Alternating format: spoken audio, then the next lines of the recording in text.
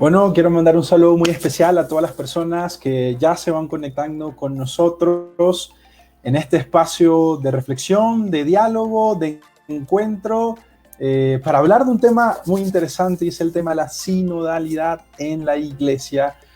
Un tema que el Papa Francisco ha traído con bastante hondura, que para él ha sido muy importante que hoy se reflexione en la iglesia sobre el tema, y he preparado con unos amigos una semana para dialogar sobre el tema.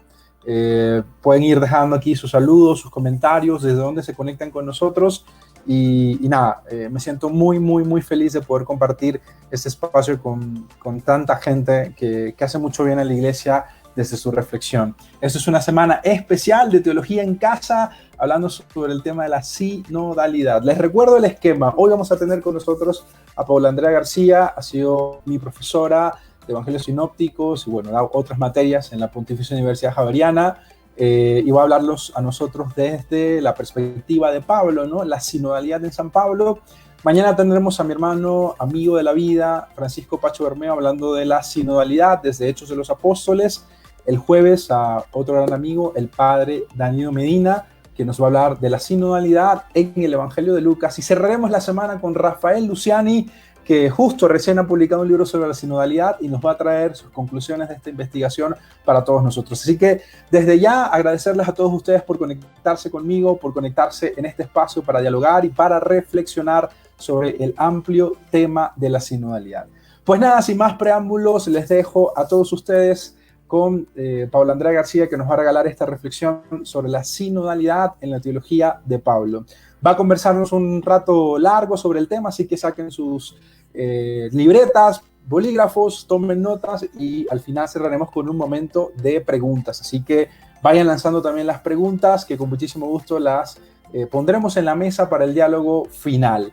Sin más, quiero darle entonces la bienvenida a Paula Andrea. Paula, muchísimas gracias por estar con nosotros, gracias por sacar este espacio para reflexionar. Sabemos que como profesora tienes un montón de cosas, pero bueno, gracias por apostar por la formación y por regalarnos este espacio. Así que sin más, te dejamos en este momento a ti a cargo y te escuchamos con muchísimo gusto. Muchísimas gracias, Marcos, pues también por la invitación. Yo creo que estos son una de las cosas buenas de este confinamiento y de esto que estamos viviendo. Sé que hay pues muchas cosas también negativas, pero una de ellas es estos espacios que nos permiten llegar a todos. Pues a lo mejor antes también estaban, ¿no? Pero ahora como que los hemos potencializado. Antes los cursos eran pues obviamente como más cerrados, más exclusivos, por decirlo de alguna manera. Ahora son más abiertos y yo creo que eso es algo también muy bueno para nosotros. Entonces, pues muy contenta de estar en este espacio. Dos cosas de lo que decías. Una, pues aparte de la libreta de apuntes, si pudieran tener la Biblia adelante sería genial, porque con eso también pues podemos ir interactuando y podemos ir siguiendo también a nuestro estilo, a nuestra manera, pues de cada uno, la propuesta que hago, que siempre es con base en citas bíblicas, ¿no? Pues esa es nuestra fuente. Y lo otro, bueno, que no solamente soy profesora, como tú lo indicabas, también soy mamá y ha sido duro estos espacios porque el bebé está pequeño. Entonces, bueno, también ha tocado restringirle un poco porque si no estaría interrumpiendo. Entonces, bueno, que también es un esfuerzo que se hace desde la maternidad, ¿no? Ya para entrar en el tema, pues la propuesta, como bien lo dices, es desde San Pablo.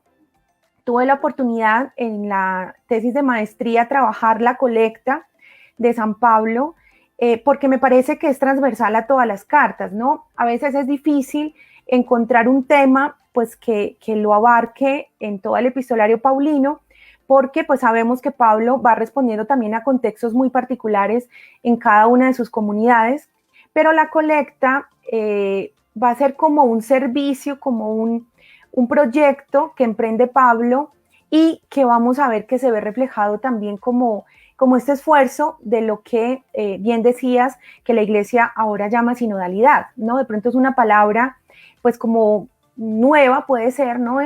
O sea, como palabra pues vamos a ver que, o lo presentará Luciani, porque ahora que lo dices, pues él ha hecho una investigación sobre el término y será mucho más completa su presentación. Pero para nosotros el uso es nuevo, no es la palabra como tal el concepto, pero el uso. Y para mí, pues lo voy a traducir muy básico, yo creo que, bueno, el Papa Francisco también cuando lo propuso, lo tradujo de una manera muy simple, que sería caminar juntos, ¿no? Ese sería un poco como la sinodalidad, o lo que llamamos sínodo, es caminar hacia, pero con otros. Creería que es una de las definiciones como que nos valen para la reflexión, pero insisto, pues obviamente Luciani al final, que ha hecho una investigación sobre el tema, pues les dará muchos más matices. Y así creo que lo ha entendido Pablo. Yo creo que sin Pablo proponerse hablar del término sería pues anacrónico. Yo creo que Pablo todo el tiempo entendió que era caminando con sus comunidades, al lado de sus comunidades, y lo más importante también es responder, bueno, yo camino con el otro, pero ¿hacia dónde, no? ¿Cuál es esa meta? ¿Cuál es ese horizonte? ¿Cuál es ese destino común que tenemos los cristianos? Y pues yo creo que sí, la respuesta podría ser muy obvia, pues todos apuntamos hacia Cristo, hacia su reino, hacia su propuesta de reino de Dios, pero entonces en el día a día, ¿no? Eso tendría que ser muy aterrizado. Yo creo que si bien el Papa Francisco, cuando quiso proponer esto de la sinodalidad, yo creo que lejos estaba de teorizar. Yo creo que no es para hacernos una ideología ni una teoría de lo que es la sinodalidad, sino bueno, ¿y cómo se vive en el día a día? Y yo creo que eso es lo que nos va a presentar pues un poco Pablo, insisto, como misionero. Él sabe cómo es trabajar con comunidades y también, sobre todo, no que las comunidades dependan de él, sino cómo después ellas van caminando solas para que Pablo pueda ir acompañando a otros. Eso también va a ser muy interesante en esta propuesta pues, de sinodalidad. Entonces, lo que quiero proponerles, como lo decía, pues también, sí, 40 minutos, 1 hora puede ser mucho, pero es muy corto cuando se quiere profundizar en un tema. Y me tocaba escoger, e insisto, pues como el tema de la colecta lo conozco, la quise proponer como koinonía, diaconía y liturgía, son esos 3 términos que van a ir apareciendo y que me parece que puede hablarnos un poco de esa sinodalidad a la que estamos invitados y que se pueda aterrizar un poco más en esto, en el diario vivir, ¿no? Entonces, esta es mi propuesta, ver la colecta como koinonía, diaconía y liturgía. Entonces, empezamos con el término o el concepto koinonía, que lo mismo, ¿sí? Tiene muchos matices. Cuando uno encuentra pues el término en el diccionario, lo que te va a decir koinonía puede ser comunión, ¿sí? Ahí lo pongo pues del griego común, partícipe, compañero. Miren que tiene mucha afinidad con lo que estamos diciendo de sinodalidad. Es como me encuentro también con el otro. Y por eso entonces Pablo lo va a usar indistintamente en varios contextos, y eso es lo que quiero pues ir como matizando o mostrando. En general, en el Nuevo Testamento, antes de entrar en Pablo, el campo léxico de lo que abarca koinos, koinonía, aparece principalmente en Pablo, es el que más uso le da, en la carta a los Hebreos y en la primera y segunda carta de Juan. Aparece una sola vez en Mateo, en el capítulo 22, versículo 30, y otra en Lucas, en 5:10, y solo una vez en el libro de los Hechos, en 2:42. Entonces, este uso de este campo léxico en Pablo y en los escritos dependientes de Pablo, que es lo que llamamos los deuteropaulinos y las cartas pastorales, pues tienen este carácter específico paulino. En el resto del Nuevo Testamento, el uso corresponde a las acepciones generales que se encuentran en griego, que es lo que les digo, que es lo que uno encuentra en el diccionario, como común, partícipe o simplemente compañero. Entonces, cuando Pablo se refiere a la colecta, como koinonía, si lo encontramos en el griego de estos textos, la llama koinonía 3 veces. En Romanos 15:26 y en la segunda carta a los Corintios en 8:4 y 9:3. De hecho, pues estos 2 capítulos de la segunda carta a los Corintios se los dedica netamente a la colecta. Ya ustedes pueden ir en sus Biblias buscando segunda Corintios, todo el capítulo 8 y todo el capítulo 9, y van a ver que en sus Biblias titula la colecta de Pablo, ¿no? Entonces, pues vemos que es un gran proyecto que él tiene. Ya ahorita les voy a dar un poco el contexto, pero es para que veamos cómo este término nos viene muy bien en todo lo que hacemos en este momento en la iglesia. Entonces, koinonía revela el fondo de la intención de Pablo y la plenitud en la planificación y realización de este proyecto. También utiliza el término para referirse a Tito como colaborador, o sea que ya dijimos, tiene una acepción de compañero, colaborador, en la segunda Corintios 8:23, que llevará a cabo esta labor en la comunidad de Corinto, que ya había comenzado en 8:6. Como adjetivo, koinonía o koinonos se usa también para designar a los que son generosos, ¿ven? Entonces, y esto ya aparece en las cartas pastorales. Lo que vemos entonces es que es un campo léxico muy grande, pero que se refiere a lo mismo, ¿no?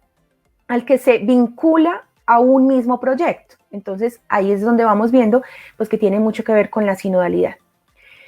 La palabra koinonía entonces denota cierta participación en algo, lo que acabo de decir, en el contexto de la colecta, participar en el servicio a los santos, y hace referencia entonces a un signo concreto de servicio. También lo que decía al inicio de la introducción, más cosas concretas, no es tanto un ideal o una propuesta paulina, sino cómo yo vivo esa sinodalidad, cómo yo vivo esa koinonía en lo concreto. Entonces, cuando me vinculo participando en algo. Ya ahorita vamos a ver que no necesariamente tiene que ver con lo material, pero que también hace parte, pero yo me puedo vincular con una tarea, un proyecto, también con mi voluntariado, con mi tiempo, con mi experticia, ¿no? Hay muchas formas de vincularse a un proyecto.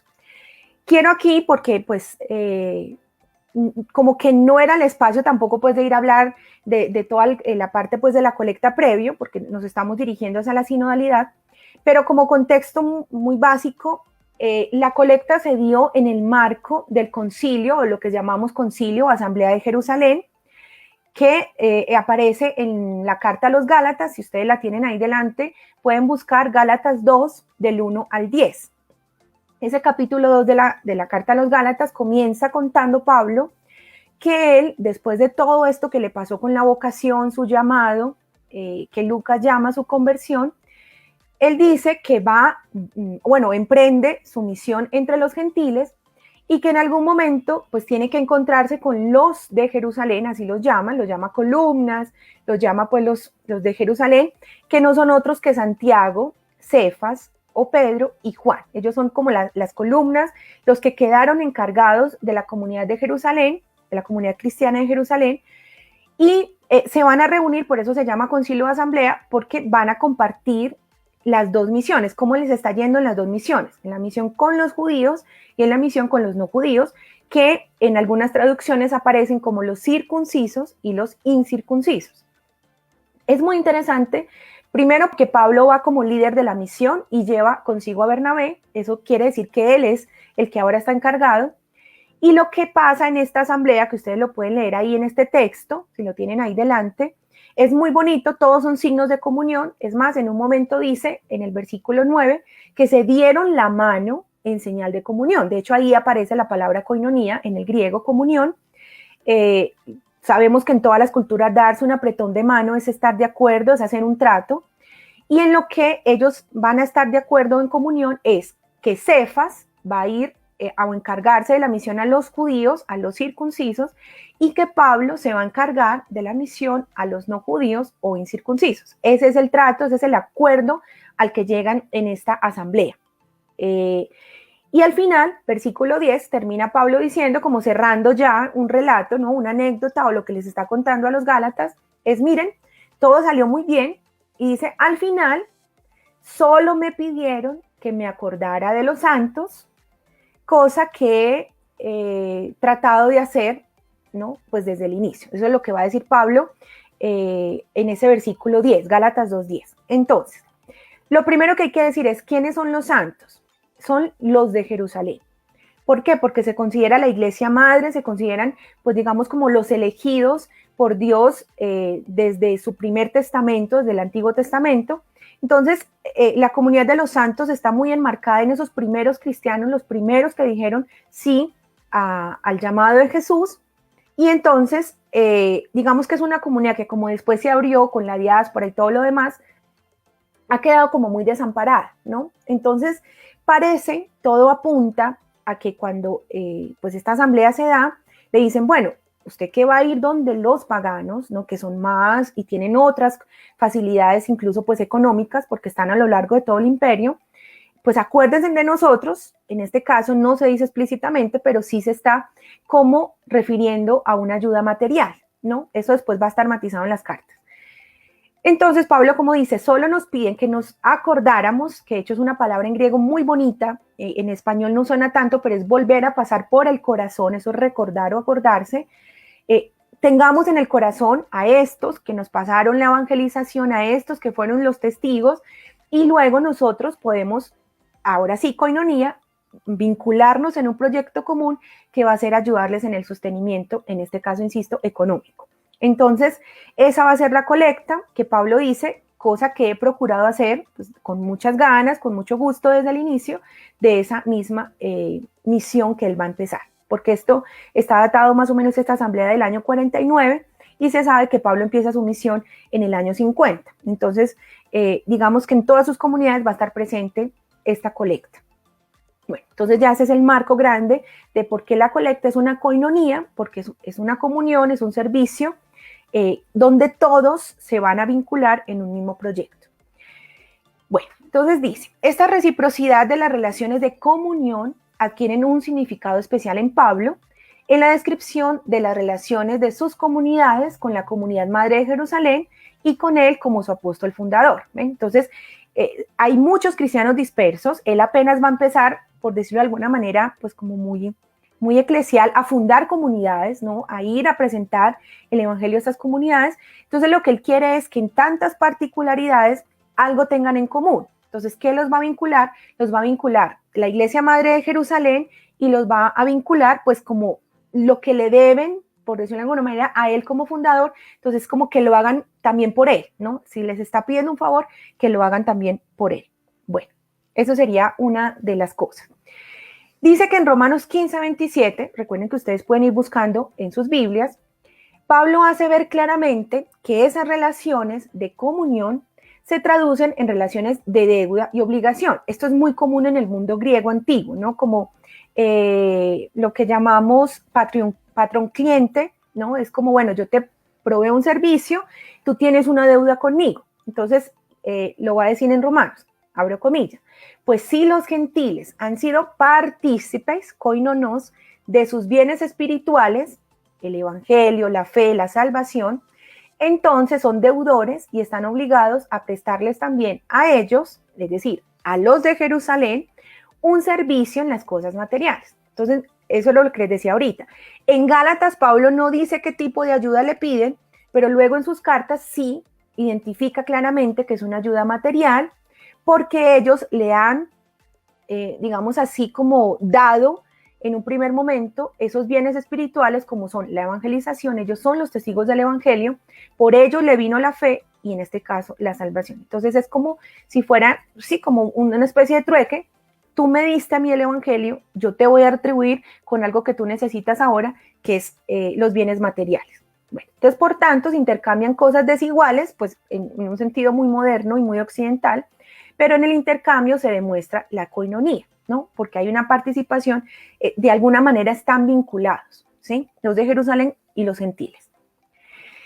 Gálatas 6:6, dice Pablo, aquel a quien se enseña la palabra mantenga comunión en todos los bienes con quien le enseña, ¿ven? Entonces, y esto Pablo lo va a reiterar muchísimo, incluso a manera personal, sobre todo aparece muy marcado en la primera carta a los tesalonicenses, que sabemos que es la primera carta que él escribe, porque como esto de la misión pareciera que es como muy nuevo, ¿no? Él empieza a hablar del evangelio como su trabajo, pues muchos le han empezado a decir, bueno, ¿y entonces usted de qué vive? Entonces Pablo empieza a decir, bueno, el que no trabaje que no coma, pero mi trabajo es la evangelización y él tiene derecho a recibir también, pues como esa retribución de sus comunidades que le provean pues de alimento y de lo necesario. Entonces aquí él lo que va a decir es eso mismo. Si algunos de ustedes se dedican a darles la palabra, ustedes entran en comunión con esa persona y por eso dice en todos los bienes, también materiales, con esa persona que les enseña. Entonces, insisto, hay una vinculación a un mismo proyecto. Deduce Pablo su propio derecho, en principio, a recibir apoyo material y personal de las comunidades que por medio de él llegaron a la fe. Así, entonces vamos a ver que los filipenses han sido colaboradores, vuelve a aparecer koinonos, con él en cuanto dar y recibir, cuando le han aportado bienes materiales, porque aquí en Filipenses 4:15, sí lo va a decir explícitamente o expresamente, va a decir, gracias por los dones materiales que me llevaron cuando yo estaba preso. Entonces, parece ser que incluso esta comunidad de los filipenses tiene un tesorero. Cuando uno tiene un contador, un tesorero, es porque tiene mucho dinero que contar, y pareciera que la comunidad de los filipenses, pues, es adinerada, tiene personas, pues, que sí, tienen mucho dinero, y por eso es que han asistido a Pablo en esta ayuda, ¿no? Entonces, él dice, sí, es legítimo ese intercambio, no solamente de yo te doy bienes y tú a mí me das bienes materiales, yo les puedo dar, o alguien les puede dar o proveer bienes espirituales y pagar con bienes materiales. Ahí es donde Pablo empieza, pues, como les decía yo, a aterrizar un poco más aquello que parece muy ideal, ¿no? No, sí hay que materializar. Esta exigencia de reciprocidad en el hecho de recibir participación se expresa también de forma generalizada en Romanos 12:13, cuando dice, tened participación en las necesidades de los santos, ¿no? Vuelve y lo repite, ellos están necesitados, y si vamos al contexto del siglo I, sabemos pues que la mayoría de los judíos, sobre todo de Jerusalén, o de los judíos, vivían del templo. Ya el templo sabemos que empieza en decadencia, todavía está, pero ya los cristianos sabemos que se han desligado mucho del templo, pues que es de los judíos, y de toda esta religiosidad judía. Entonces, ¿de qué van a vivir estos nuevos judeocristianos? Por eso es que parece que empiezan también a pasar necesidades, bueno, y aparte de todo lo que está pasando en el Imperio Romano por esta década, pues del 40 y del 50. La relación de coinonía, entonces, que existe entre los que han llegado a la fe, les obliga a prestarse ayuda unos a otros. Yo creo que esta idea va quedando cada vez más clara de qué es coinonía para Pablo. Bueno, se comparten entonces los bienes materiales que se ponen a disposición del otro, como en la comunidad de Jerusalén, en que se nos cuenta que todo lo tenían en común. Esto me imagino que se profundizará en el libro de los Hechos en la próxima sesión, pero es como para ver que así como Lucas en Hechos comparte ese ideal de que ojalá todo lo tengamos en común, ¿no? Porque estamos vinculados a un solo proyecto, así Pablo dice, bueno, ¿por qué no empezar a hacer una colecta para que los que no tienen tengan, y los que tienen pues tampoco les vaya a faltar, ¿no? Eso es un poco también lo que hoy podríamos llamar justicia, o mejor, equidad. Coinonía también llega a significar generosidad en estos textos.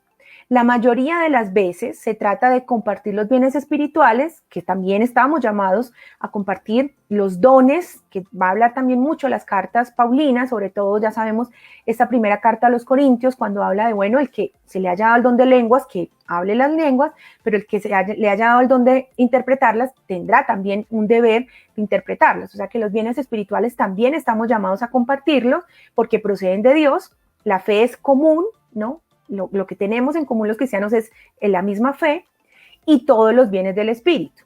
Pero la disponibilidad total se expresa en el don de sí mismo y se produce a pesar de las pruebas de aflicción y extrema pobreza.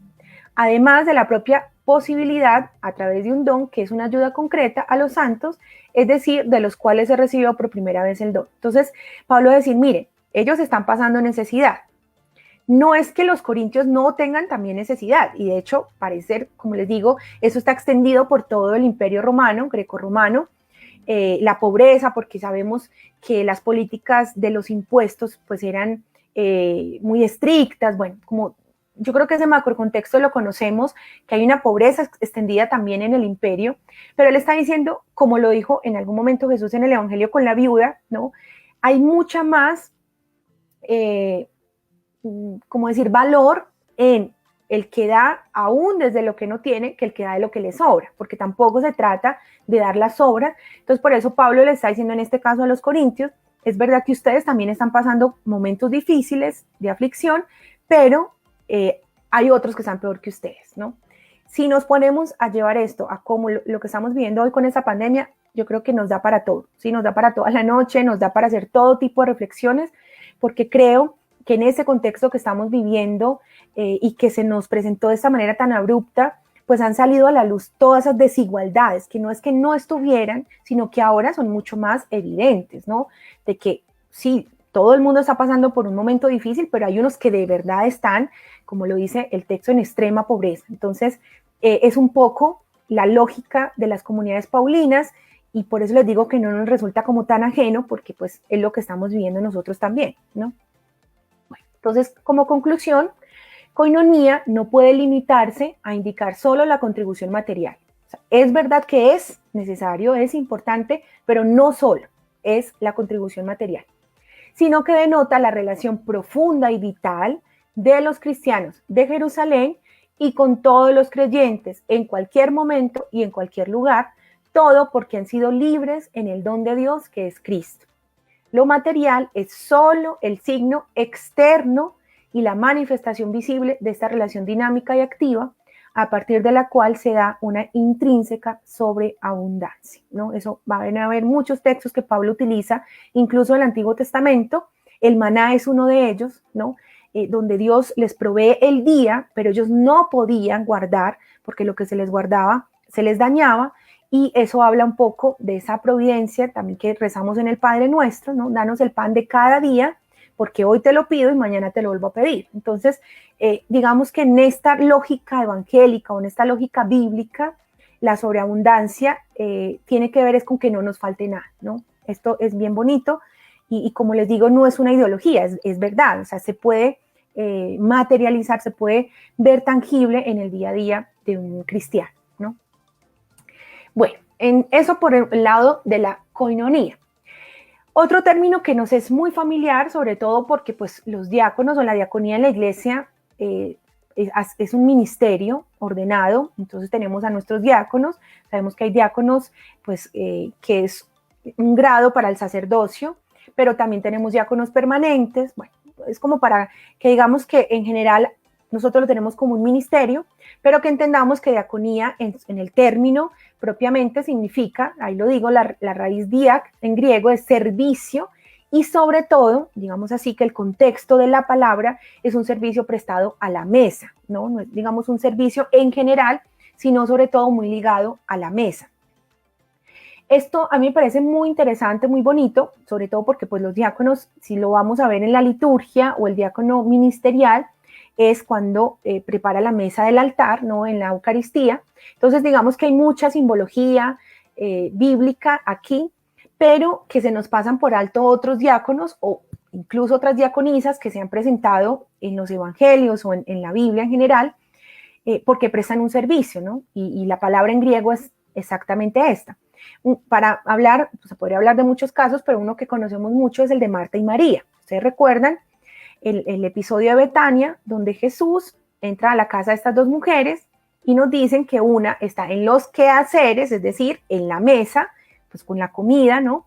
Y la otra entonces se pone a los pies de Jesús, que es María, a escuchar. Al final Jesús hace como un balance, ¿no? Porque María le reclama que le venga a ayudar, es decir, que son también servicios intercambiables, pero es muy interesante porque en este caso Marta se presenta como diaconisa porque está prestando un servicio a la mesa, pues, porque si las dos se pusieran a escuchar a Jesús, ¿quién sirve a la mesa? ¿Ven? O sea, es muy interesante, digamos así, como esta dinámica. Bueno, entonces, de esta raíz se deriva el sentido más amplio de preocuparse por el sustento y finalmente de prestar un servicio, en este caso, aunque el término haga referencia a algo muy específico que es la mesa, ahora diaconía es cualquiera que sirva a otro en general, ¿no? Esta tablita, no sé si Marco después se la puede enviar, colgarla en algún lado para que ustedes tengan acceso, pues porque no nos alcanza el tiempo para mirar texto por texto, pero quise hacer un panorama muy amplio de todo el Nuevo Testamento, donde aparece el término diaconía en estas cuatro como modalidades o enfoques.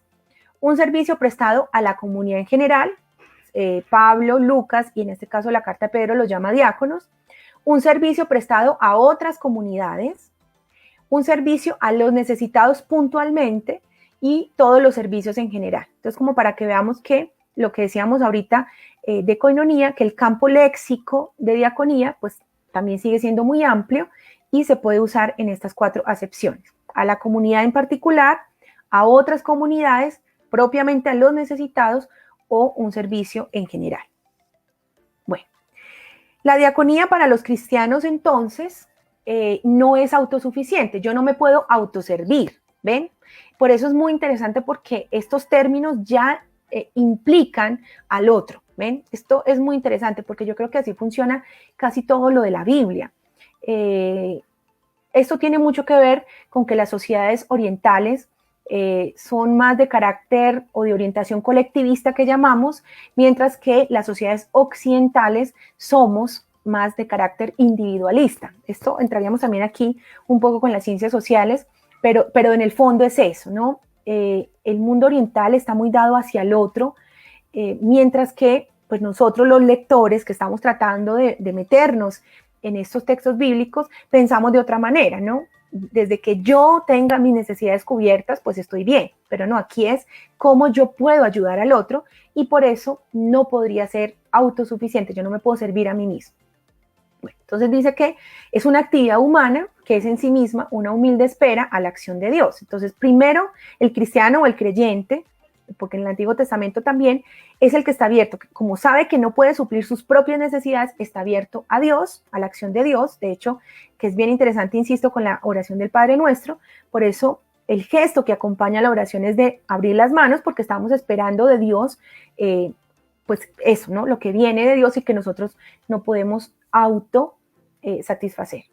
La iglesia entonces recuerda que los recursos de su diaconía no vienen de su propia generosidad, sino de la generosidad de Dios. Por eso, Pablo, al referirse a la colecta, menciona la bendición a seguir de este servicio y a continuación cierra la sección con una acción de gracias a Dios. Así pues, la colecta es, en la mente de Pablo, un servicio, ya vimos, es una comunión, es una participación en un proyecto común. Ahora Pablo entiende la colecta como un servicio que proviene de Dios, es decir, finalmente los bienes, incluso materiales, para los creyentes vienen de Dios, entonces, ¿cómo no los voy a ofrecer si ni siquiera eso es mío, ¿no? Florece en la comunidad que une tanto al dador y al receptor, como ya lo dijimos, y vuelve a Dios en acción de gracias. Por eso, nuestra Eucaristía, que es acción de gracias, es darle gracias a Dios por todo, por los bienes materiales y obviamente por los espirituales. Pero es muy interesante porque Pablo lo presenta como un ciclo, ¿no? Dios nos da todo, incluso lo material. Cuando yo comparto con el otro le da gracias a Dios y yo también, entonces como que vuelve a cerrarse ese círculo o ese ciclo. Bueno, no debemos olvidar que el verdadero cristianismo está siempre caracterizado por la mansedumbre y la humildad de Cristo. Cuando los que dan de sí mismos para el alivio de los necesitados o los que organizan y administran la iglesia en la diaconía ceden a la tentación, ojo, ya otra palabra, no autosuficiencia, ahora es autoimportancia, su servicio llega a ser una auténtica diaconía. Y ojo, que eso también pasa mucho. Si hay una auténtica diaconía es porque hay otra que no es tan auténtica. Y eso pues suele pasar, ¿no?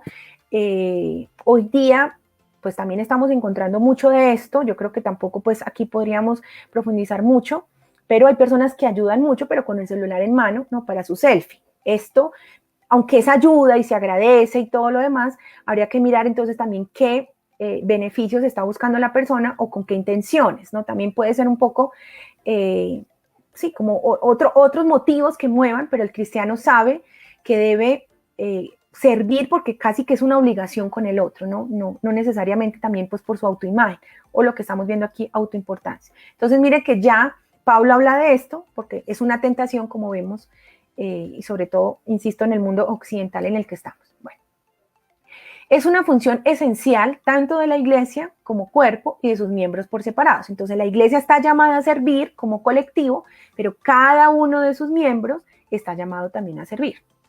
Porque a veces, bueno, aquí otro paréntesis, a veces también estamos diciendo, no, pues para eso está la iglesia, como si la iglesia fuera qué, ¿no? Entonces, o cuando preguntan, bueno, ¿cómo ayuda la iglesia en esta pandemia, ¿no? Pues cada uno de los que se profesa cristiano o creyente, pues tendría que ayudar, ¿no? No es una iglesia como si fuera algo abstracto, ¿no? Cada uno de nosotros somos iglesia. Bueno, en definitiva, Pablo entiende que los servicios prestados por las iglesias del mundo pagano, que vienen del paganismo, a la iglesia madre de Jerusalén, deben expresar y reforzar el sentido de solidaridad, haciendo conscientes a los paganos cristianos de su deuda con la comunidad de Jerusalén y alentando a los judeocristianos de Jerusalén a la buena voluntad hacia los nuevos conversos, porque pues aquí también todo hay que decirlo, los judíos, que ustedes saben que tienen un montón de restricciones con los que no son judíos, pues tampoco fue tan fácil abrirse a que estos otros, sin circuncidarse y sin tener pues como esa procedencia judía, pudieran ser también cristianos y recibir la misma salvación la que es dada por Cristo. Entonces, bueno, creo que es un esfuerzo mutuo y ha quedado claro entonces cómo se vinculan estas dos partes ahora con un servicio. Y por último, la palabra o el término liturgia, que también nos puede sonar pues mucho más como común, ¿no? Estamos más vinculados con la liturgia, inmediatamente pensamos en la Eucaristía. Ahora que no la tenemos, digamos, presencial, hemos encontrado otras formas también de hacer liturgia, o en este caso, pues como el término en griego liturgia. Y yo creo que aquí es donde vamos a ver cómo más podemos hacer liturgia por fuera de la Eucaristía, ¿no? No necesariamente de la Eucaristía, aunque pues la conclusión va a ser que sí, que ahí es donde nos congregamos todos los creyentes, donde más, pero hay otro tipo de liturgías también. En este caso, como lo veíamos con koinonía, en el Nuevo Testamento, la palabra, el término liturgia, aparece 6 veces. Y si vemos, la mayoría en las cartas paulinas, una vez en Lucas y 2 en la carta a los hebreos, sobre todo porque sabemos que el contexto de la carta a los hebreos pues sigue siendo ¿no? Muy del culto, muy de lo sacerdotal. El término se emplea en sentido profano, o sea, no es un término netamente religioso, su origen, su contexto es el sentido profano, para referirse a los servicios prestados al pueblo como entidad política. O sea, aquí ya, como les digo, nos desvinculamos del mundo religioso y entendamos casi que la liturgia era lo que hacía un gobernante. Entonces, como el gobernante se elegía o se ponía, pues para prestar un servicio a su pueblo, ¿no? A su polis, este señor era el liturgo. Eso es muy interesante, porque finalmente está también muy referido al servicio que se presta. Entonces, servicio prestado al pueblo como entidad política. Ese es su sentido profano o su contexto. Bueno, entonces, además del empleo predominante de estos términos en lo relativo a las cuestiones jurídicas, en este caso de los impuestos, porque claro, si yo te sirvo, ¿tú cómo me pagas? Con un impuesto de lo que tú coseches, de los bienes. Entonces, miren cómo empiezan también a ver las transacciones, ¿no? Y de las obligaciones generales de prestar servicio, lo encontramos frecuentemente durante la época helenista para referirse a las cuestiones de culto a cualquier deidad. Entonces se trasladó de si el gobierno, el imperio está, por decirlo de alguna manera, como velando por mis necesidades, ¿no? Yo le debo algo a él con los impuestos, entonces Dios, o los dioses, en este caso, pues en el mundo helenista, como también me dan, entonces yo les ofrezco en el culto, en este caso sacrificios, o ya sabemos pues como todo lo que acompaña a esos cultos profanos. Entonces se trasladó al mundo religioso, pero en el contexto también profano helenista. En la carta a los filipenses, ya en el uso de Pablo, en el texto que hace referencia a la contribución financiera que dijimos ahorita y al apoyo que se le presta al apóstol para socorrerlo en su necesidad, a esta ayuda Pablo le va a llamar también liturgia. Filipenses 2:30. Ustedes lo tienen ahí delante y empiezan a ver cómo sus Biblias lo traducen. De pronto los que tienen un poco más de recursos, sobre todo pues en este caso electrónicos, y tienen un texto en griego, van a ver que Filipenses 2:30 habla de liturgia cuando Pablo dice que gracias por esa contribución económica. Entonces ellos están reconociendo en ese contexto que hablamos ahorita, que como Pablo les ha prestado un servicio, como que ellos deberían retribuirle, y por eso se habla de liturgia. A Epafrodito, que es quien ha entregado la contribución, Epafrodito les decía ahorita, pareciera que es el contador o el tesorero, se le describe como liturgón. ¿Ve? Entonces, la persona que se encarga de hacer esos balances materiales de, bueno, tú me prestaste este servicio, yo te pago, que finalmente eso es lo que hace un contador, ¿no? Pagar servicios, pagar impuestos. Entonces, como Epafrodito es quien lleva esa ayuda, Pablo lo describe también como liturgón, ¿ven? Entonces, no es solamente del ámbito religioso en sí, sino que es quien presta un servicio porque reconoce que también le ha sido prestado un servicio previo. En este sentido, el trasfondo griego de prestación de un servicio trasciende a un contexto de cumplimiento del verdadero culto, en este caso cristiano, y el ofrecimiento de sacrificios agradables a Dios por parte de la comunidad.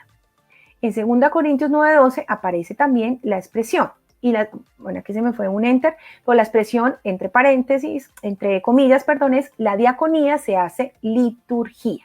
Ahí también se me fue una G. Y esto, miren cómo ya vamos conectando los términos anteriores, o sea, no son por separado, todo apunta a lo mismo. Y miren lo que dice 2 Corintios 9:12.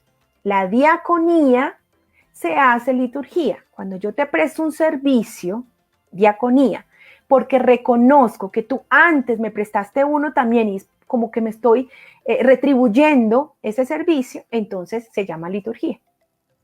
Y aquí vamos entendiendo un poco por qué a la Eucaristía le llamamos liturgía, o está en el contexto litúrgico, porque es una acción de gracia de los dones que Dios nos ha dado previamente y vamos nosotros a darle las gracias por esos bienes, por decirlo así, o esos servicios prestados, ¿no? Pareciera muy comercial, una transacción comercial, pero más o menos este es el contexto. Entonces, diaconía que se hace liturgía.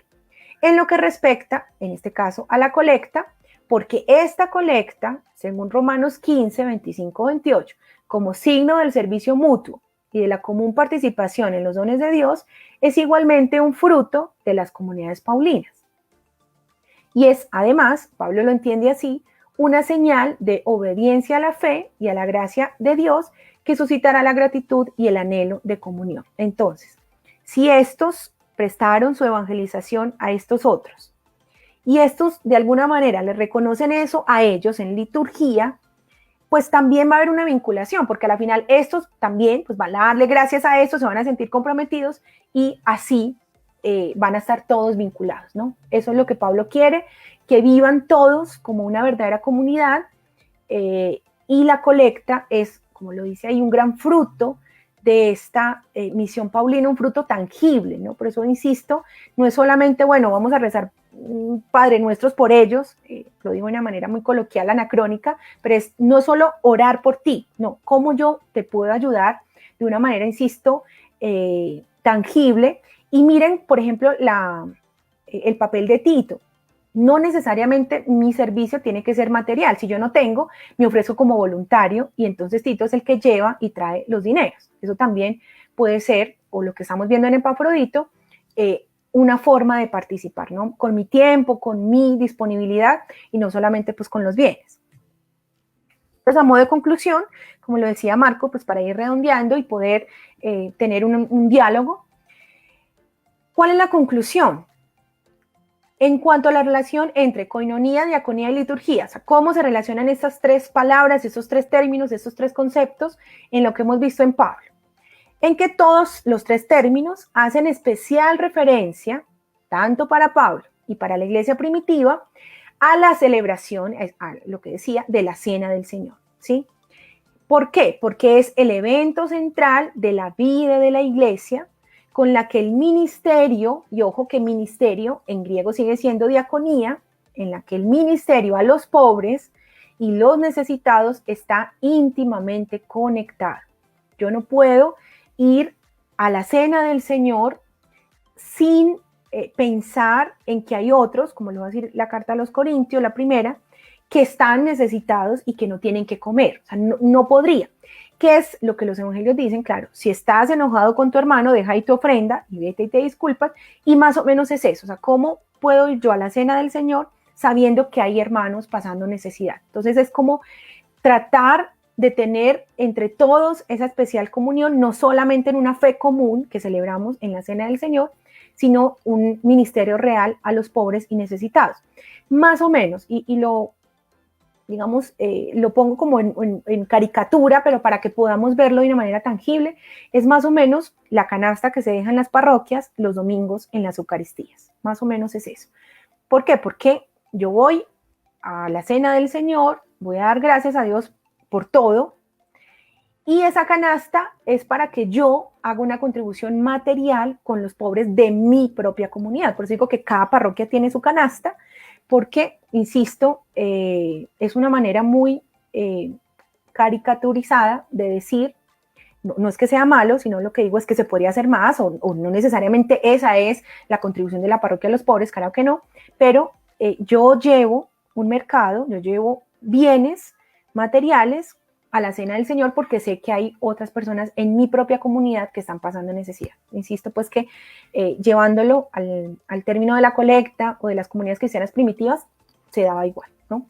Bueno, y al aplicar estos tres términos a la colecta, Pablo hace un claro hincapié en que se trata de una expresión directa de fraternidad cristiana. Entonces, ¿cómo yo, estando en Corinto, en Filipos, en Tesalónica, en Roma, que geográficamente queda tan distante de Jerusalén, cómo yo me puedo vincular incluso entre las mismas comunidades paulinas? Entonces Pablo encontró que la forma de vinculación era con estos bienes materiales de la colecta, y así también ellos se sentían partícipes, como les digo, de un mismo proyecto, y Pablo entiende este gesto como de fraternidad cristiana. Entonces, sí podemos concluir también que es sinodalidad exactamente lo mismo. Caminar juntos, pero es que el otro está pasando necesidad o yo estoy pasando necesidad, entonces el que va a mi lado va a ser esa ayuda, ese sostén, y necesariamente si es caminar o estar al lado del otro es hacia algo, y insisto, es hacia un mismo proyecto, una fe común. Eso es sinodalidad, entender que estamos, palabras también, metáforas utilizadas por el Papa Francisco, en un mismo barco, ojo, ¿no? Pero cada uno de una procedencia distinta, con sus propias necesidades. Entonces, esto que llamamos fe común, ¿cómo lo hacemos tangible para que todos de verdad podamos estar en una real comunión, ¿no? Más o menos, ese era un poco lo que les quería presentar. No sé si ya Marcos está por ahí, porque hasta aquí va la presentación. Muy bien, querida. Muchísimas gracias por este abordaje muy profundo. Ha estado la gente preguntando también. Como yo no tengo acceso, por eso estoy muy ajena. Ya. Sí. Puedes entrar ahí aquí a la mano derecha donde estás, ves el chat. Sí. Ahí ya. puedes. Ya dejé de compartir pantalla, mirar. entonces me da acceso. Listo. Sí. Ok. Bueno, muy bien, te agradecemos entonces este espacio de haber dialogado mientras vas ahí viendo si puedes conseguir los comentarios en tu computador. Gracias por este abordaje tan interesante y esta conexión entre estos tres términos tan fundamentales en la teología de Pablo. Les invito a todos los que están conectados con nosotros. Te cuento, Paula, que ha estado gente de México, ha estado gente de Estados Unidos, de Panamá, Colombia, Argentina. Por ahí apareció algún estudiante tuyo también desde Ecuador, mandándote saludos. Así que bueno, damos gracias también por estar juntos y conectados en este tiempo. Bueno, yo primero quisiera hacerte una primera pregunta a propósito de lo que mencionabas de la autoimportancia y la autoimagen. Si quieres, si me ayudas a retomar ese punto, ¿cómo lo resuelve Pablo? Para Pablo esto es un pecado que atenta directamente contra lo que podríamos llamar sinodalidad. ¿Cómo lo resuelve él? ¿Es un servicio que se da porque sí? O sea, ¿qué lo motiva a él para decir, mira, autoimportancia y autoimagen no son características de un servicio cristiano, por decirlo de alguna manera? Por eso les digo, o sea, hay una tentación, ¿no? Y Pablo habla muchísimo de eso, de las tentaciones. Ya sabemos, incluso aparece la palabra concupiscencia, ¿no? Son términos que han quebrado la cabeza de los exégetas y han hecho que ruede mucha tinta, ¿no? De la concupiscencia, de lo de la carne. Pero mira, yo lo que creo es que incluso, o sea, si Pablo habla de eso es porque la tentación la vivió, o sea, nadie puede hablar de algo que no ha vivido. Y yo creo que así como a Jesús los evangelios nos dicen, incluso después de la multiplicación de los panes, querían hacerlo rey, ¿no? Por algo, los dos relatos de tentación que hay en Mateo y en Lucas dicen eso, ¿no? El tentador le dice, bueno, entonces mira todo esto y yo te voy a dar estos reinos, porque es una tentación. Entonces, cuando en los evangelios Jesús dice no, más bien vámonos, y dice inmediatamente obligó a los discípulos a coger la barca porque es una tentación real de yo me quiero quedar acá y los proveo y ellos entonces me van a dar a mí ese autorreconocimiento. Yo creo que Pablo lo que quiere matizar es eso, o matizar o recalcar, que la comunidad funciona es porque yo soy pendiente del otro y el otro está pendiente de mí. En el momento en que yo empiece a fijarme en mis necesidades, dejo al otro desprotegido, ¿ven? Entonces, se rompe la fraternidad, se rompe la comunidad. Yo creo que esa es la lógica paulina, y por eso les digo que si hay alguien que lo puede decir es Pablo, porque es que sabemos que estaba enfermo, lo dicen en todas las cartas. No sabemos cuál es el famoso aguijón, pues ahí también ha corrido mucha tinta sobre eso, pero lo que sabemos es que tiene un sufrimiento en la carne, tiene una enfermedad, está desgastado. Uno dirá, bueno, es que fueron 10 años desde el 50, más o menos, sabemos que al 57, en la carta de los romanos uno dice, bueno, ni siquiera a los 17 años, pero es que eran, digamos, viajes o una misión que no tienen las facilidades de hoy, eran en barco, que había naufragios, ¿no? Habían, bueno, muchas cosas, incluso, aquí para hacerte un paréntesis de esto que me estás hablando, en la conclusión, una de las conclusiones de la tesis de maestría que hice sobre la colecta, o en las investigaciones, alguien decía, ojo, o sea, como porque uno se va de los detalles y en su mentalidad occidental decía, cómo se hacía esta colecta en bienes, en monedas, y eran monedas pues de plata, o sea, pesaban, no eran las que tenemos ahora de 50 en Colombia que ni se ve, no, eran monedas con la cara obviamente pues del César y lo que sea.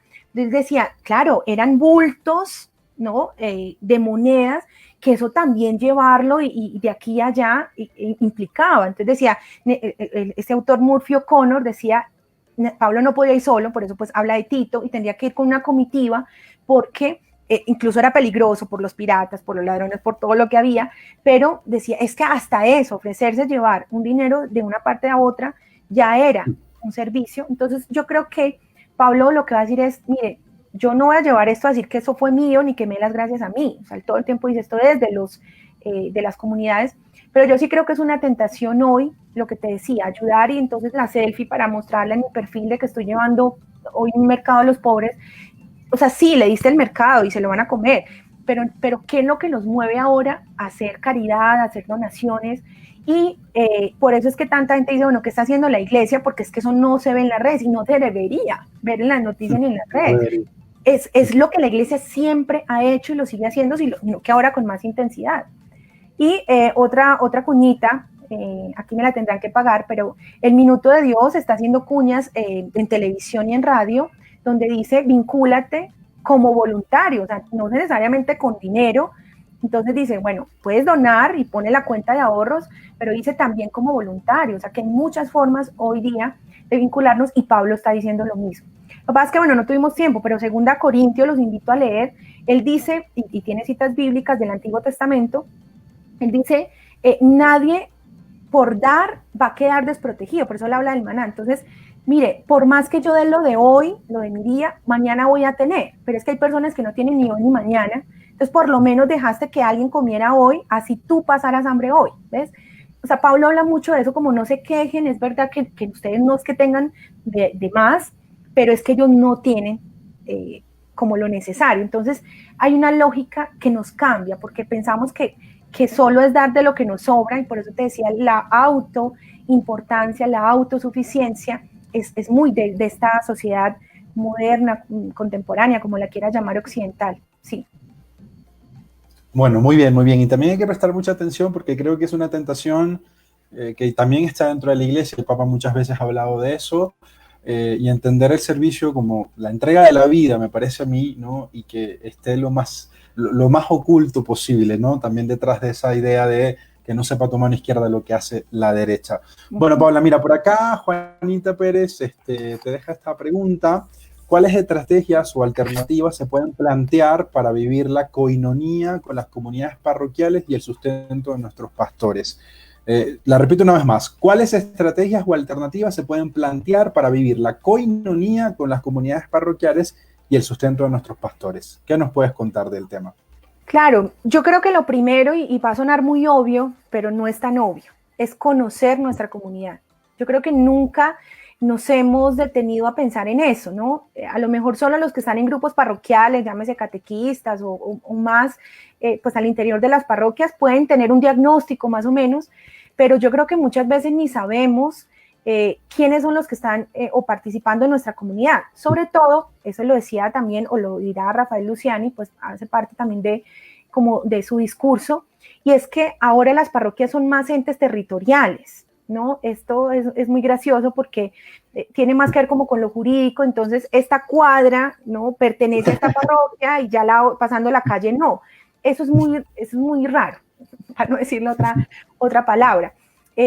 Pero la comunidad real, o sea, de la que participa en un mismo espacio, precisamente por eso, por los mismos entes territoriales sabemos que los barrios son tan diversos, incluso los mismos conjuntos residenciales, el que vive al lado tiene una situación muy distinta a la mía y no la conozco, ¿no? Entonces yo creo que lo primero es tomarnos el tiempo de saber y conocer de verdad quién es el que está al lado, quién vive al lado, quiénes conforman mi comunidad, pero digo, ni siquiera las cuadras, ¿sí? ¿Hasta dónde llegan? No, quiénes son los que van diariamente o dominicalmente pues a la Eucaristía, qué necesidades reales tienen, y como lo dice ahí, a los pastores también, porque sabemos que todas las parroquias no funcionan igual. Por ahí me escribió otro estudiante mío que es párroco, si pudiera estar por ahí, pero él lo dirá, o sea, hay parroquias que están en el sur, que obviamente no tienen los mismos ingresos de parroquias que están en el norte, aunque pertenezcan a la misma arquidiócesis, ¿ven? Entonces, yo lo que creo es eso, quedamos por hecho, no, pues el pastor tiene su sustento, se lo tiene que dar el obispo, pero yo creo que es tomarnos el tiempo de preguntar por lo menos a nuestros pastores, venga, usted hoy tiene que comer, hoy, ¿cómo está? O sea, no dar por hecho que todos estamos en las mismas condiciones, ¿no? Porque vamos una hora a la Eucaristía, vemos cara, nos damos la paz, ahora ya no, pero antes, cuando nos estrechábamos la mano, pero no sé nada del otro, ¿no? Por eso insisto, ni siquiera los que vivimos en conjuntos residenciales sabemos quién es el otro, y eso hay que decirlo abiertamente, ¿no? Sí, de hecho, es mi experiencia particular, por ejemplo, con todo este tema de la comunidad. Yo en Panamá iba a una parroquia que me queda a 40 minutos, una hora de mi casa, digamos, ¿no? Y tenía una parroquia a 2 cuadras, pero donde participaba activamente, donde hacía comunidad. Era una parroquia que ni siquiera era la de mi barrio, digamos, ¿no? Por tanto, bueno, eso también es una realidad que la podemos nosotros ver y palpar, o sea, es una realidad ahí, o sea, estaba ahí. Y qué bueno, y creo que ese tema de conocer a la comunidad es muy importante, porque luego damos la paz como damos panfletos de comida y no sabemos ni siquiera a quién le estamos dando la paz, ¿no? Y ese es muy importante. Juanita ha tirado otra pregunta que me parecía importante y te la propongo también. Dice por acá, ¿cómo se comprende el caminar juntos hacia un proyecto común si los espacios de decisión eclesial siguen siendo uniformes y unilaterales? Pues la participación se reduce a la consulta, ¿no? Esto igual lo hablaremos con Rafael Luciani al final, sí, pero de pronto tú nos puedas iluminar algo desde Pablo. Sí, y qué pena si me permites la dinámica, pero es que leí otra pregunta que tiene mucho que ver con esta. Con la de Juanita, alguien, es que no sé si se lo puedo subir, pero alguien me preguntaba lo de la liturgia que se está viendo ahora virtual, que si es válida, es que no me acuerdo quién lo dijo por acá. Sí. Pero yo creo que están muy vinculadas. Juanita también te lo preguntó. Bueno, ok. Yo creo que las dos cosas están muy vinculadas. Rafael Luciani efectivamente abarca los temas. Él también nos dirá las nuevas formas de liturgia, pero yo creo que tiene mucho que ver con lo que acabas de decir, porque yo hago comunidad, incluso, o estamos llamados, porque eso también se nos ha perdido del horizonte, a hacer comunidad con mi propia familia nuclear, ¿no? Con los que vivo. Y a veces se nos olvida. Y entonces se nos volvió frase de cajón, aquello de luz en la calle y oscuridad en la casa, y eso ya no suena, pero es verdad. O sea, yo creo que la primera comunidad vital de fe debe ser nuestra familia. Si ahora, en este confinamiento, como bien lo dice, estamos confinados a estar solo nosotros, esa es mi comunidad. Entonces hay como un temor, un miedo de perder otra comunidad. No, estamos, insisto, en un contexto que nos lleva a una situación a replantear también cuál es mi comunidad. Lo acabas de decir, si yo vivo en este barrio, me siento comunidad en otro lado, es donde yo me sienta acogido, donde siento una fe común. Y en la iglesia hay muchos carismas, hay parroquias que son más carismáticas, entonces de bailar, de brincar, hay otras parroquias que son más clásicas, entonces pues a mí me gusta más esta, pues voy a esta, eso es válido, yo creo que esto es totalmente válido. Entonces yo creo que es bueno replantearnos lo que dice ella, cómo hablar de esto si solo nos reducimos a esto, pero es por lo mismo, porque estamos dejando como en las manos de otros, en este caso de la jerarquía casi siempre, esos oficios que incluso deberían ser nuestros. Entonces, como ella lo dice, claro, solo al ámbito de la consulta, de bueno, ¿usted quién es? ¿Con dónde vive? ¿Cuánto?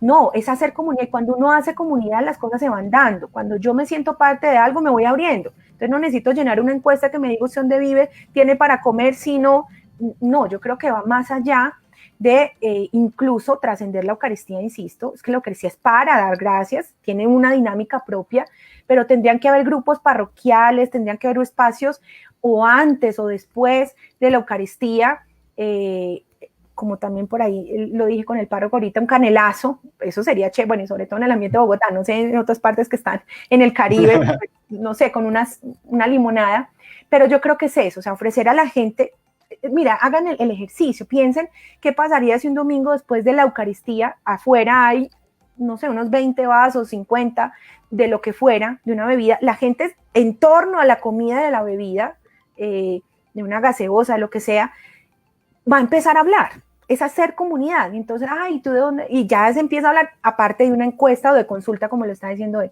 Entonces yo lo que digo es que cuando de verdad se hace comunidad, lo otro fluye, no tiene que ser forzado, no tiene que ser en consulta, en encuesta, y no todo tiene que ser del párroco, ¿no? Entonces los laicos reclamamos espacios, pero es que nosotros mismos no los propiciamos. Ah, bueno, y qué pena, otra pregunta que había ahí de las mujeres, porque eso siempre sale, ¿no? Que lo de la diaconía, pero es que está todo muy vinculado, de verdad. ¿Por qué? Porque es que volvemos a lo mismo. Sí, la iglesia tiene ya una estructura y eso lo sabemos, a unos les gusta, a otros no. Y yo creo que eso lo tiene que trascender. La iglesia es eso, es una prestadora, un servicio, lo dijimos ahorita, la administradora de los bienes espirituales, sí, todo lo que quieran, lo que nos dice el catecismo, yo creo que sí, pero vuelvo y lo digo, es que la iglesia, ¿quién es luego? O sea, entonces, si yo como laico estoy diciendo es que la iglesia, y estoy quejándome, es porque yo no me siento iglesia. Y muy rápidamente, eso tampoco lo hablé porque pues hace parte de otra clase, pero la diaconía de mujeres, cuando se dio en el principio de las comunidades primitivas, también fue por una necesidad, porque recuerden que antes los nuevos conversos eran adultos, ¿no? Todos estos que acabamos de decir pagano-cristianos, que se empezaron a ser cristianos y empezaron a entrar en el rito del bautismo, que era por inmersión, eso lo sabemos, claro, se hacía pues con poca ropa, ¿no? Para la inmersión, entonces empezaron a ver que había pudor entre el bautismo de mujeres adultas. Entonces, si un varón bautizaba a una adulta, pues había un cierto pudor, entonces empezaron a traer como ministras a diaconisas para que oficiaran el bautismo a mujeres, ¿ven? A mujeres adultas. Y entonces sí hubo diaconisas en la iglesia, ordenadas, por decirlo de alguna manera, o designadas para eso, hasta que ya empezó el bautismo de niños, porque ya esa generación había pasado, entonces ya las nuevas generaciones, los hijos de los cristianos empezaron a bautizar y ya no hubo necesidad de mujeres en la iglesia. Entonces, así como hubo necesidad, ahora ya no. Puede que ahora sea el tiempo de que la iglesia necesita manos y no necesariamente tiene que ser en la jerarquía o tienen que ser ordenadas con una imposición de manos. Yo creo que ahí es donde estamos llevando al pedestal la clericalización. Ahí es donde yo digo, y eso lo hacemos nosotros.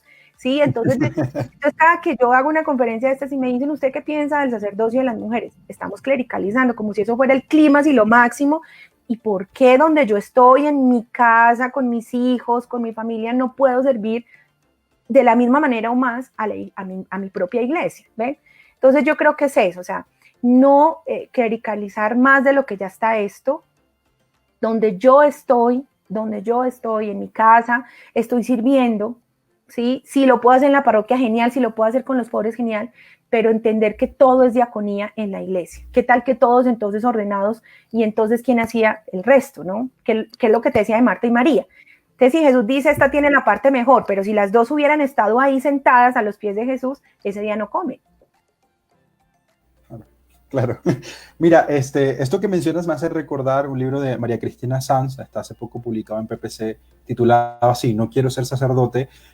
Recomiendo a quien quiera seguir profundizando sobre este tema, sobre otras miradas también, porque creo que esa es la tentación principal, ¿no? Correr hacia un clericalismo, o sea, convertirnos, ¿no? De alguna manera en lo que hemos criticado o lo que el Papa ha puesto sobre la mesa, y creo que debemos buscar otros caminos en la reflexión teológica, a ver por dónde se da. Mira, por acá Ana Ruth te pregunta una cosa justamente. Además de eso, porque fíjate que la tentación que nosotros tenemos es hablar de la iglesia como si no formáramos parte de ella, o si nosotros no fuéramos la iglesia, ¿no? Como la institución, como allá el Vaticano, Roma, el Papa, y la iglesia somos todos, y eso está clarísimo, ¿no? Deberíamos apropiarnos más de esa realidad. tan profunda y real de, hey, yo también soy la iglesia, ¿no? Ana Ruth te pregunta esto, si quieres 2 preguntas más y despedimos el espacio, porque ahí está el pequeño que merece Sí, ir a ver a su madre y bebé, ya saludarla y es la estar hora con de ella. dormir. Sí. Entonces, sí, sí, sí. Entonces, 2 preguntas más y con eso despedimos para que también vayas ahí a estar con tu pequeño. Mira, Ana Ruth te pregunta, ¿qué otras formas tenemos para vivir la liturgia en nuestras casas?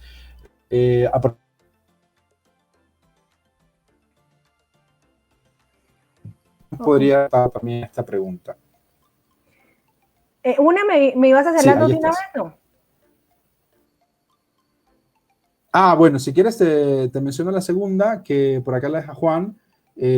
¿Cómo repensar ese pensamiento que muchos tienen o tenemos, que quien es agente pastoral no tiene nada que hacer, ¿no? Que es lo que ayudan con su tiempo, no están obligados a dar algún aporte económico, y que quien no ayuda con su tiempo debe estar siempre dar algún aporte económico. Juan, estudiante de la Javeriana, te saludo.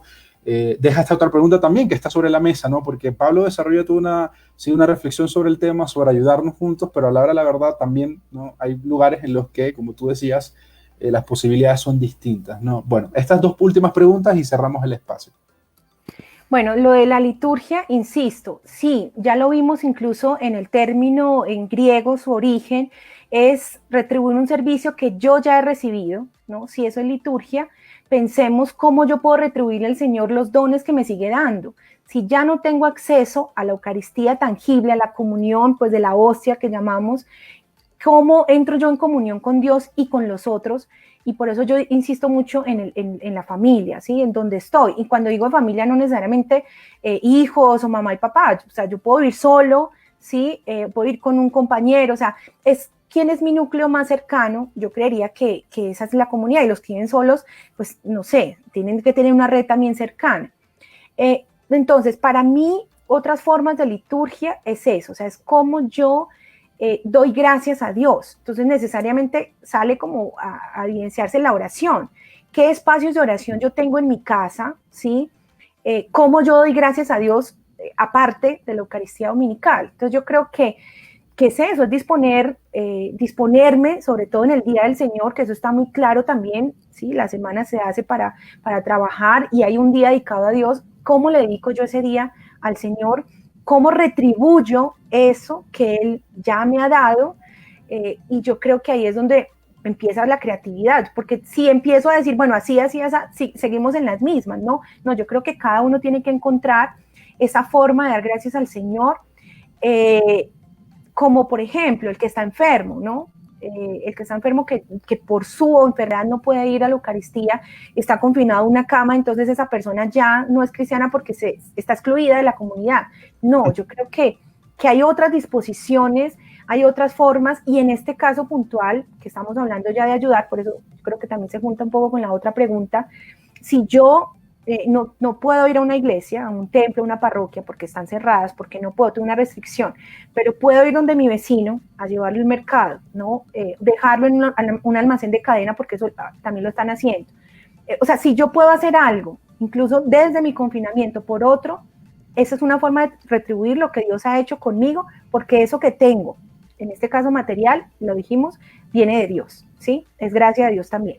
Ahora, entonces, la pregunta que hacía el compañero Juan, si no tengo dinero, ¿sí? No tengo bienes materiales, tengo la oración, puedo orar por otros, eso es validísimo, incluso con intenciones reales, escribe el nombre de la persona, eso también ayuda, y ponérselo al Señor, ¿sí? En oración.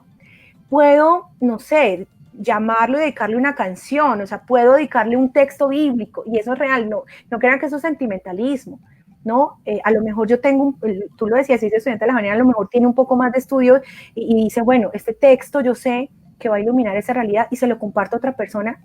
Puede que para esa persona que esté en una situación oscura sea luz ese texto bíblico. Entonces, yo por eso digo la creatividad, o sea, esto es de que cada uno vea cómo retribuir al Señor eso que le ha dado, y que la forma mejor que tenemos es la Eucaristía, sí, pero si ahora no la tenemos, entonces, ¿cómo seguir dando gracias? Claro, la caridad no se detiene y la creatividad del espíritu creo que está ahí en disponernos y incluso pedirlo como don y como gracia y poder encontrar otros espacios y maneras y formas de compartir con los demás. Sí, Bueno, nada, a mí me Paula da Andrea, mucho pesar porque gracias. sí quedan Gracias, muchas profesora, por preguntas estar en con el nosotros. tintero de verdad, Cuéntame. pero yo invitaría, no, de eso, o sea, porque ojalá pudiéramos dar respuesta a cada uno y aquí nos coge la madrugada. Pero yo de verdad los invito a que entren en la lógica paulina, y eso lo digo, y tú lo sabes, se lo digo mucho a mis estudiantes porque esto pasa en un semestre igual, tenemos 6 meses, bueno, menos de estudio y por allá en junio o en diciembre, lo mismo, profe, qué bueno ver otras cosas, no, es que no se puede, pero ¿cuál es la clave de verdad? Entrar en la lógica de la Biblia, entrar en la lógica oriental, entrar en la lógica paulina, en este caso puntual, o sea, y eso es muy fácil. ¿Cómo entro yo en la lógica paulina? ¿Cómo sé yo cómo pensaba Pablo? Leyendo las cartas paulinas. Créame que usted se va a dar cuenta de cómo era Pablo leyendo sus cartas, ¿sí? Y casi que de manera cronológica. Se empieza por Primera Tesalonicenses, termina en Romanos y usted va a saber cómo es Pablo, cómo es esa lógica, cuál era su propuesta. Y entonces, también para responderle a Juan, bueno, entonces si es con mi tiempo, necesito una retribución o no. Miren, leas en Filipenses 3:6, cuando él hace el balance. Ese texto es muy bonito porque es un texto vocacional y está en primera persona. Pablo muy pocas veces habla en primera persona en sus cartas. Y dice, es que lo que yo tenía como ganancia, ¿no? Veo que es pérdida, y lo que antes era pérdida, ahora es mi ganancia. Piensen en esa lógica. Ese es Pablo, ese del de Filipenses. ¿Por qué? Porque para lo que la gente dice, eso es una pérdida de tiempo, usted no tiene nada más que hacer, esa es mi ganancia, ¿sí? Porque no, lo que decían ahorita, no es una vanagloria, no me están reconociendo. En el momento en que ustedes no tengan reconocimiento es porque lo están haciendo bien. Entonces, yo creo que esa es una lógica de Pablo de ganancia y pérdida. Vean, cuando la gente le diga, usted es un desocupado, ahí lo está haciendo bien, ¿no? Porque es dar la vida, es dar mi tiempo, mis cualidades, mis dones a otro, no necesariamente la pues digo, sí, el dinero lo saco de mi bolsillo y lo doy y me desentiendo, pero cuando me vinculo con el otro, le estoy dando un poco de mí también. Y créanme que a veces sirve dar el propio testimonio, porque la persona sabe, bueno, lo que yo estoy viviendo no lo estoy viviendo yo solo. Entonces, dar testimonio de Cristo, de la acción de Dios en mi historia, también es dar. Paula, se cortó un segundo cuando dijiste el texto de Filipenses. ¿Los puedes recordar, por favor? Filipenses 3:6. Pero el resto se escuchó, porque estaba inspirada. Sí, sí. Bueno. Pues yo lo escuché, espero que se haya escuchado también Filipenses por las cosas 3:6. de la tecnología. Muy bien, muy bien. Paula, muchísimas gracias por compartir con nosotros en este espacio. Te despedimos dándote las gracias por todo lo que nos compartiste. Y nada, seguimos atentos a seguir reflexionando y a leer a Pablo para conocer cómo pensaba. Así que Dios te bendiga. Yo me quedo un rato más por aquí con la gente, así que te vaya muy bien y un saludo al pequeño. Muchísimas gracias, saludos a todos. Y no sé si algo sirve, pues te pueden escribir a tu correo, tú me reenvías a mí, que tú eres más el de los medios. Eso también lo podemos hacer. Buenísimo, entonces yo dejo mi correo por aquí y las personas que tengan más preguntas, así te las reenvío y bueno, hacemos ahí la conexión, no hay ningún problema. Chao, cuídate, que tengas muy feliz bien, noche. saludos a todos, un abrazo. Chao. Bueno, familia, hemos cerrado el encuentro de hoy. Oye, buenísimo, estoy muy contento de haber tenido a Paula Andrea con nosotros en este espacio. Como les dije, fue profesora mía de Evangelios Sinópticos, es profesora de Pablo y bueno, madre y bueno, una mujer entregada al servicio de la teología y a construir la iglesia desde ese horizonte de reflexión. Les recuerdo, atención, les recuerdo que mañana seguimos en este espacio de reflexión sobre la sinodalidad para la comunidad cristiana desde Hechos de los Apóstoles. Como el autor, ¿no?, de Hechos de los Apóstoles, Lucas, construye, ¿no?, su idea de sinodalidad para la iglesia, y así vamos a ir completando este tema para que ustedes se sigan conectando con nosotros. Mañana a la misma hora, 19 horas de Colombia, vamos a encontrarnos para dialogar en estas noches de teología en casa con Francisco Pacho Bermeo. El miércoles, es decir, mañana miércoles. El jueves vamos a estar con el padre Danilo Medina, gran especialista en Pablo también, pero que ha querido dialogar con nosotros en torno a el tema de la sinodalidad en Lucas. ¿Cómo, no?, Lucas, ¿no?, va construyendo su idea de sinodalidad? Entonces ya ven, ¿no?, Hechos de los Apóstoles, Evangelio de Lucas, y ahí tienen para juntar también comprensiones, ideas, intuiciones que les ayuden a continuar a ustedes y cada uno en sus lugares a construir sinodalidad. Y cerramos con Rafael Luciani, teólogo venezolano laico, que ha publicado recientemente un libro en la editorial PPC sobre el tema de la sinodalidad. Recomiendo leerlo, va a dedicarnos un espacio para hablar de la sinodalidad como camino de renovación eclesial. Sinodalidad como camino de renovación eclesial. Así que, les repito, mañana con Pacho Bermeo para hablar de sinodalidad en Hechos de los Apóstoles. El jueves vamos a estar con el padre Danilo Medina para hablar de sinodalidad en Lucas, y el viernes con Rafael Luciani para dialogar en torno al tema de la sinodalidad, camino de renovación eclesial. Una pequeña cosita nomás antes de irnos a descansar. El día jueves vamos a empezar a las 7:30, 19 horas y media de Colombia, por un ajuste que tuvimos en la agenda con el padre Danilo. Así que los espero no a las 7, sino a las 7:30 para dialogar entonces sobre la sinodalidad en Lucas. Preguntas, dudas, quejas, sugerencias, lo que ustedes quieran compartir conmigo, pueden dejarme un mensaje por aquí por Facebook, pueden ir a mi Instagram, @soymarcosalas, o pueden dejarme un correo sin ningún problema, soymarcosalas@hotmail.com. Repito, me puedes escribir por aquí, puedes ir a mi Instagram y escribirme por allá, o dejarme un correo a soymarcosalas@hotmail.com. Así que me despido por acá de Juan, de Fraxila, de Rosa, Jimena, de Marcia, de Herardo, de Maribel, de Yolanda, Juanita. Muy buenas preguntas, Juanita, muchísimas gracias. De Milagro, de Luis, de Gabo, bueno, y de todos los que se han conectado con nosotros de todas partes del mundo. Sé que hubo gente de El Salvador, de Venezuela, de Puerto Rico, de Estados Unidos. Así que nada, muchísimas gracias a todos, a Guatemala, a Panamá, a Colombia, a todos los que se conectaron conmigo en este espacio. Queda abierto, esta conferencia queda grabada aquí mismo en mi Facebook, para si luego quieres compartirla con alguien, puedes compartirla sin ningún problema. También la voy a subir a mi canal de YouTube, así que no hay ningún problema para quien luego la quiera ver de nuevo, para tomar apuntes de nuevo. Todas las de la semana se van a quedar aquí colgadas en mi Facebook, y también espero poder subirlas a mi canal de YouTube. Preguntas y demás, estoy para servirles. Familia, sigamos construyendo una iglesia que se parezca al sueño de Jesús, al sueño de Dios, como diría Ignacio de Curía, que se acerque más a la idea del reino de Dios. Y créanme que vamos a encontrar una iglesia más viva, una iglesia más parecida a la comunidad de Jesús, donde los discípulos y las discípulas de Jesús pongamos todos en común y trabajemos por un mundo mejor, por una iglesia mejor, y sobre todo por dar la vida, que fue lo que hizo nuestro maestro. Así que nada, gracias a todos, que Dios les bendiga muchísimo, y nos vemos entonces mañana a las 19 horas de Colombia para dialogar con Francisco Pacho Bermeo sobre la sinodalidad en Hechos de los Apóstoles. Recuerda que puedes invitar a quien tú quieras para que se acerque a este espacio de formación. Que Dios les bendiga, que tengan feliz noche, Dios con ustedes y en ustedes. Chao, chao.